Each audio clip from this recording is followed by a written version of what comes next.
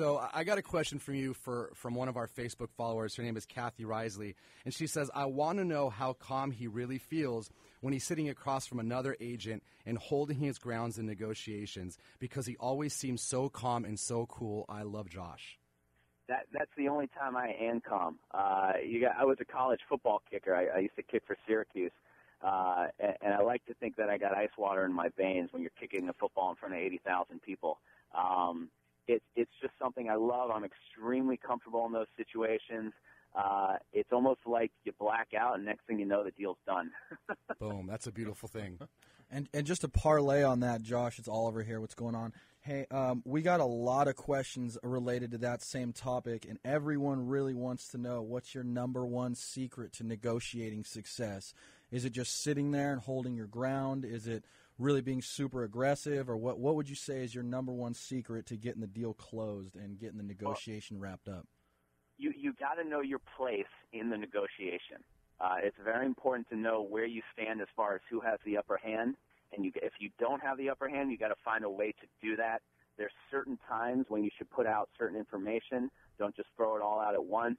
I love to stay silent. That's my favorite thing. The more you talk is not necessarily a good thing with anything in life. So I like to observe. I like to take it all in. I never rush a negotiation, and I always try to keep the upper hand. Question for you, Josh. I watch your negotiations a lot, really appreciate your skills. I have to know, I see some Mike Ferry in there. I see some other people. Have you gotten any formal training on this for our realtors that are listening? You know, it's funny. I get those questions a lot. I don't. It literally was just everything I've learned from the streets.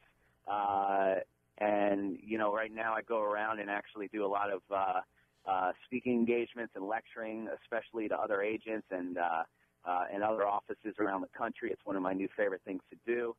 Teach people how to build their business, how to break into the luxury market, and just have fun doing it. So that's kind of the new step that I've done this year. I've been traveling a lot, and I really love being on stage and kind of passing around that knowledge and, you know, teaching people to get to where I've been.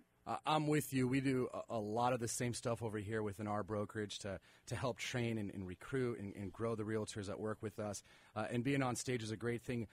Before we move on here, I want to understand a little bit about your education business. Is this something you're doing in Southern California, across the country? Is there seminars that agents that are listening can go on and get some more information about?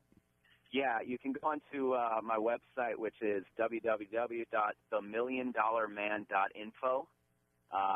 Check that out. I travel all around the world and do it. It can be to, you know, it's not just agents. It's also just sales. I'm speaking to a couple large corporations that have nothing to do with real estate. And just sales negotiation, the key to all that, and just having fun doing it. So, yes, you can check that out, milliondollarman.info.